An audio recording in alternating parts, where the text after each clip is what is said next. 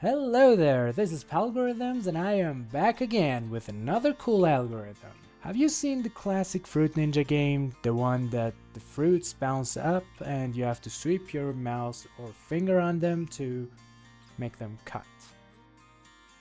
Yeah, that's the whole game. Today I'm trying to make something similar to that game to understand the logic behind slicing and bouncing and anything that needs. Let's see what we can do. Here's my default setup and I'm gonna make some fruit samples. There we go. Here is some samples and every one of them has different size and color. Let's show them on the screen. Here's the samples I made. This one is a watermelon. This is an orange. This is a strawberry, which is hard to cut. This is a lemon. And if you ask me, this is a beautiful pomegranate. So let's bounce them up from below. First, let me show you a little bit of the logic behind throwing up the fruits. Let's imagine this is our screen and we'll spawn fruits right here, exactly below the screen. It will be a random position from here to here. In every, for example, let's say 1 second, we're gonna throw up the fruits from here. From here, we will throw up the fruit and it will come down by the gravity. We've done it many times. And it will not be a y velocity, it will have an x velocity too. For example, the ones on the right side will mostly have velocity to the left, and the ones on the left side mostly have velocity to the right. And here's the result.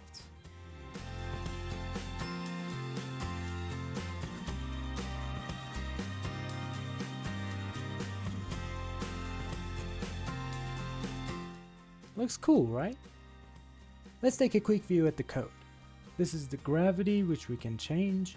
This is maximum spawn time, minimum spawn time, which is in milliseconds, and some other variables for the spawn system.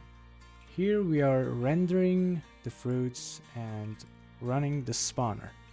Here's the fruit class where we make the fruits, render them, update them, and delete the ones that go behind the scene.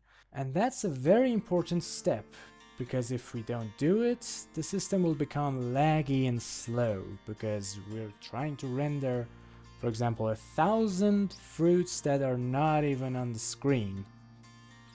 That's not good. And after that we reach the spawner system, which is a little complex. But I guess the output is beautiful enough. So let's go make our sword that we're gonna cut with.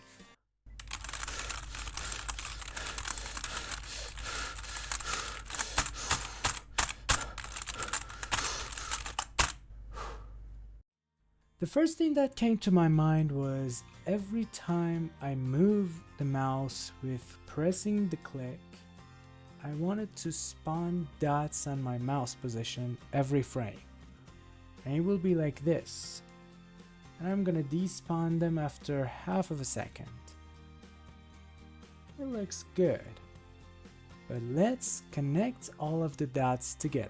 Then it became like this, which is really satisfying, to be honest. But we can even make it cooler. Let me show you how.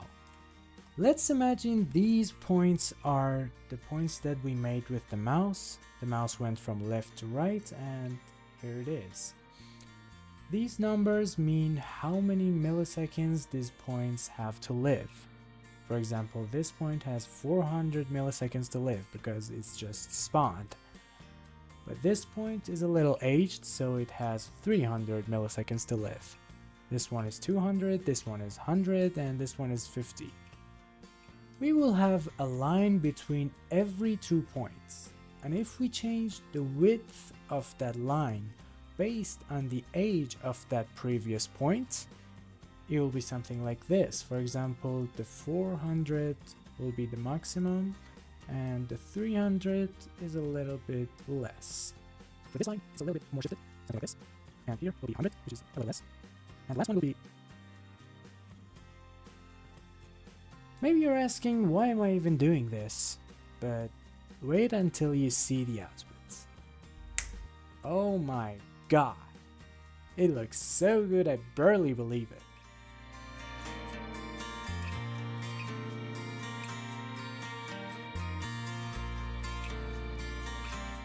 It looks so real. I bet they used the same logic as we did. Let's look at the code real quick.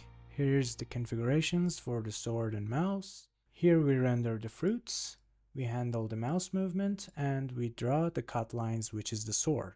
And after that, we handle the spawner. Here's the handle mouse, and here's the draw cut lines.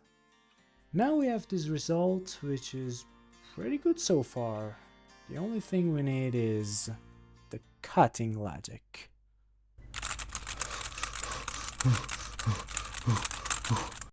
At first I decided to look at the last 2 points that my mouse is making, and if the line between them cuts any of the fruits, that fruit should be gone.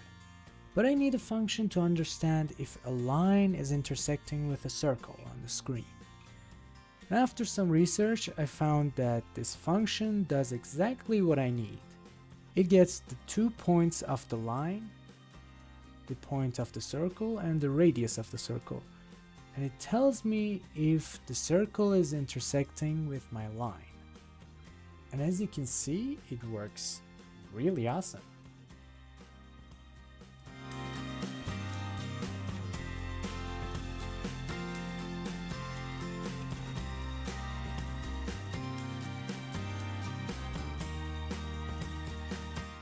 For now, the game actually works, but the whole point of the game Fruit Ninja was the satisfaction of cutting something in half.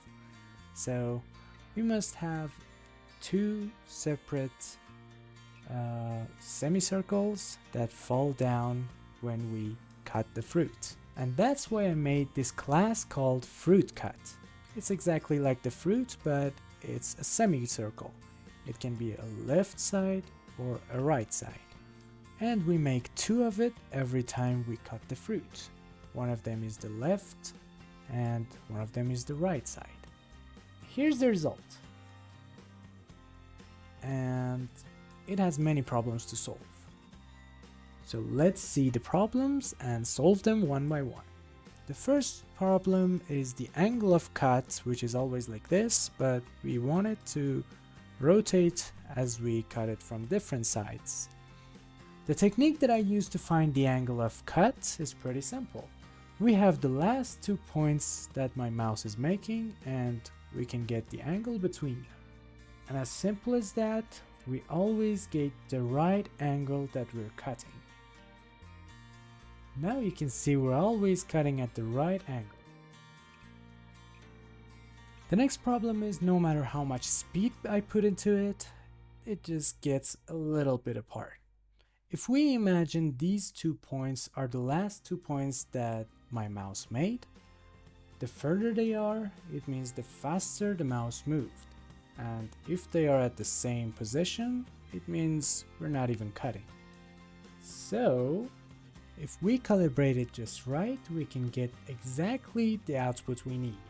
If we call it slow, nothing interesting happens, but if we call it fast, it will bounce apart. Beautiful, right?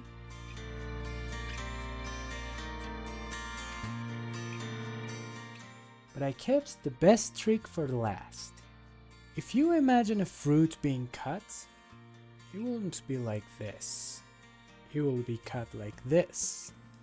It means we need rotation for the semicircles. Just look. It feels amazing.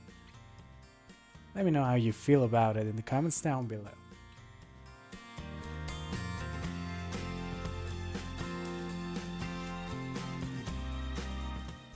After that, I decided to make a point system and put a background for it. Yeah, I didn't have access to find a better background. Sorry about that. That was a great job. That's enough for me today. I hope you enjoyed it. If you did, make sure to subscribe and like this video and leave any opinions in the comments section. This project will be on my GitHub account and you can check it out, make changes, make it better if you can, and send them to me. And after all, keep yourself hydrated.